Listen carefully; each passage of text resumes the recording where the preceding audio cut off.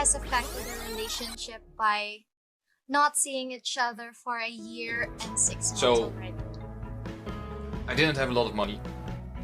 We decided that it may be wiser to wait a little bit so I could save up a bit more money with my job at the time. And 2020, I should have been there April, but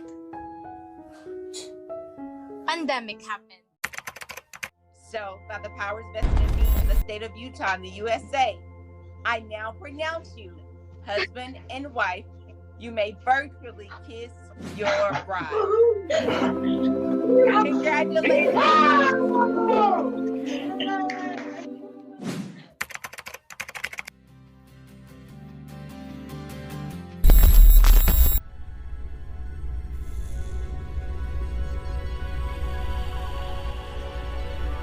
When I was there, they questioned my marriage contract again.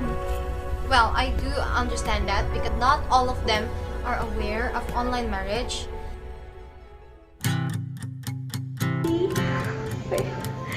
Hi GC, hi WebWed team. Okay, so I passed the immigration.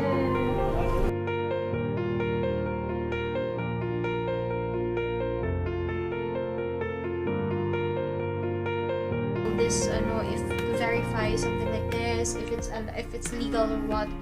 She called when the other girl asked, is she okay? Okay, yes, she is okay. I stand up. Oh my god, oh my god, Mom, you're okay.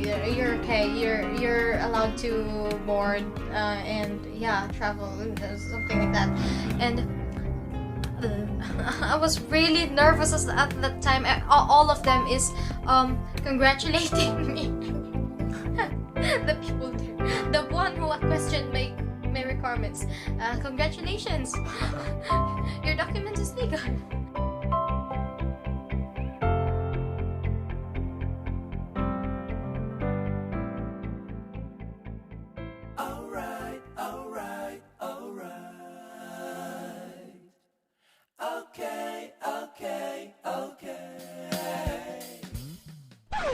Bye-bye!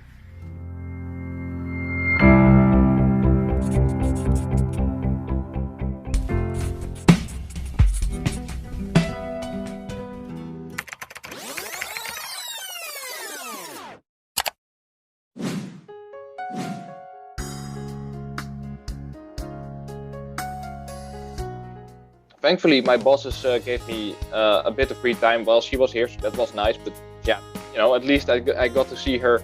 So the most of the desperation is gone, and I look with positivity and new encouragement towards the future.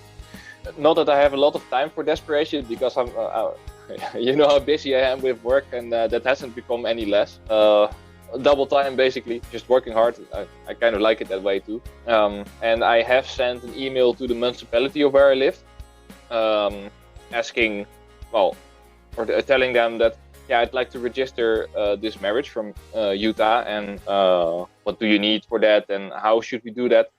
And that's been a week and a half ago, so I don't know why they are not in a hurry to really answer me. Or a hurry is one thing, but civil registration things seem a pretty important thing, if you ask me. So I don't know why they're taking so long. So I just sent them a reminder, but yeah, hopefully they will just respond to me coming week. Yeah, once that civil marriage is registered, I think that's the key. Then we will move over to the next long stay visa. And I think in a matter of a few months that can be done. The only thing that I'm worried about is the government closing down society more. Last time it has become a bit more stricter. I don't know if we spoke about this in the last time that I gave an update or an interview, but they have enacted since, I think, a night curfew. I don't think that was the case back then.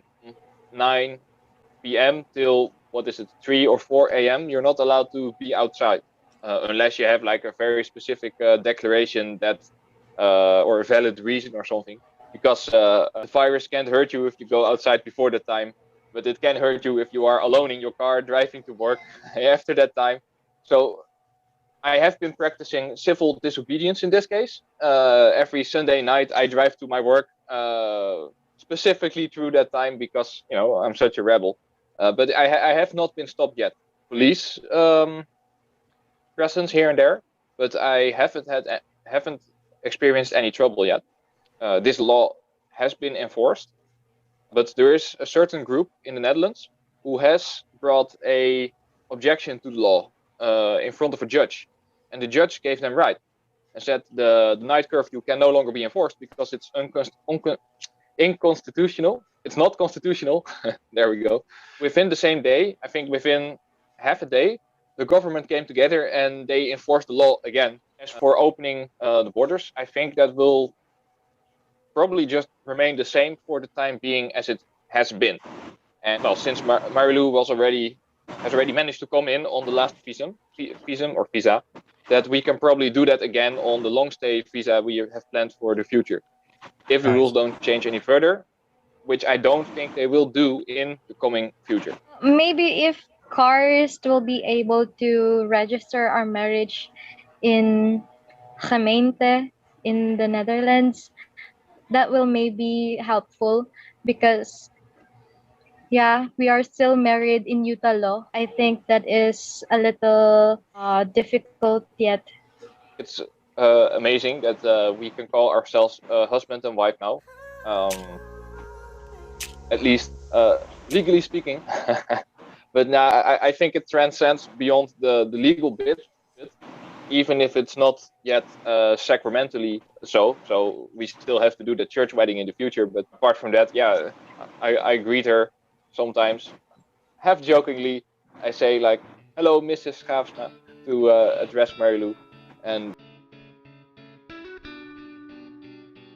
I think it's amazing that we can do that. It's definitely a kind of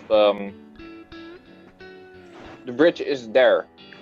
We were already very serious about spending the rest of our lives together before that, but this is just one of the bigger steps in fulfilling that promise. Even if forever there is still in front of us, but the next 5 years I definitely hope is to be in the Netherlands, especially now that I have this very important work there that seems to be, maybe it's even my calling basically, and I know that Marilu is definitely in favor of me doing that work, and then I go to the hopefully we find a nice place to settle somewhere in close to that work or in that proximity. I think there's a good chance that in 5 years we started a family with maybe a couple of kids already.